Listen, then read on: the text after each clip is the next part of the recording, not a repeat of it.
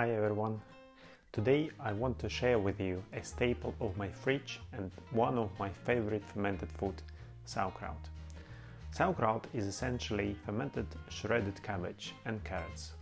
Unlike many other fermented foods, like kimchi, it's incredibly easy to make at home. In this video I'm going to show you exactly how I do it. But first, why bother with fermented food at all? Well, according to the research, fermented foods are a natural source of prebiotics and probiotics. This means they feed the beneficial bacteria in your gut and can help improve your immune system. Ideally, you want to include a portion of some type of fermented food with each meal. I'll put a link in the description below for anyone who wants to dive deeper into the health benefits. Aside from the health perks, sauerkraut is simply delicious. It perfectly complements cold potatoes and eggs, adding a tiny and refreshing flavor. So let's go to the kitchen and I'll walk you through my simple process for making homemade sauerkraut. You'll be surprised how easy it is to boost your gut health and elevate your meals with this tasty fermented treat.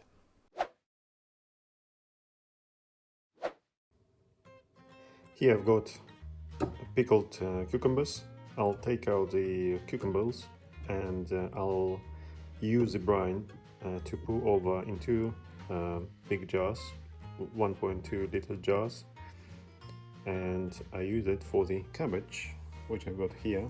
So 4 cabbages and a bit of carrots. There is no defined ratio between the cabbages and the carrots, so you can use whatever you want, how many you want. I've separated out the cucumbers, so this is what I'm gonna eat, and this is the brine, which I'll pour over here in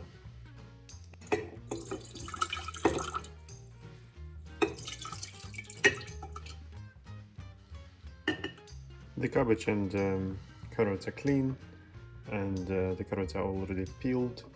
So I'm gonna chop them a little bit and we'll shred it in the food processor here. It's not compulsory to use the brine, but it simplifies the process, it makes it stable. So if you don't have the brine, that's totally fine. You can do it simply by stamping the cabbage with the shredded cabbage with the carrots. But if you have an opportunity to do the brine, that would be better. I'm now gonna put the cabbage and the carrots in the food processor. And if you don't have a food processor, that's totally fine. The most important thing is to have it as shredded as here I've got the first batch of this shredded cabbage, and I'm gonna put it in the jars.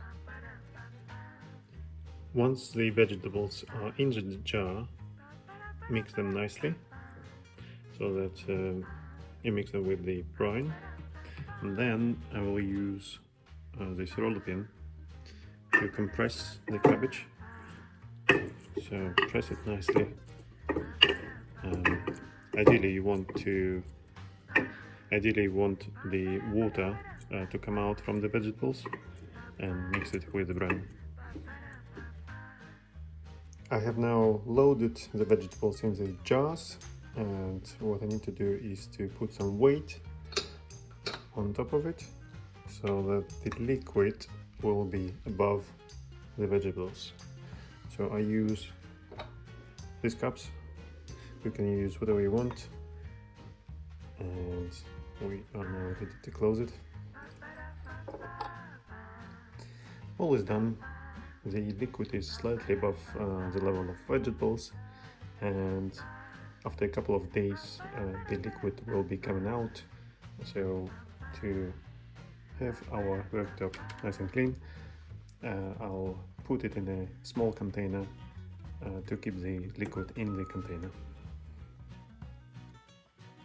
This is a day 2 of the fermentation process, and as you can see, the liquid has come out, and in this jar it's coming out in the small cup, which might be better because you can pour it back to the jar and you can hear the fermentation process.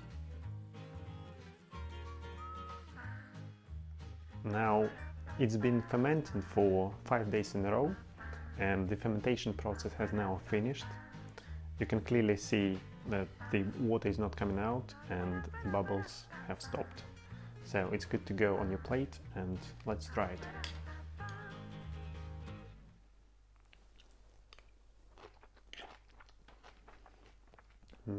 Juicy.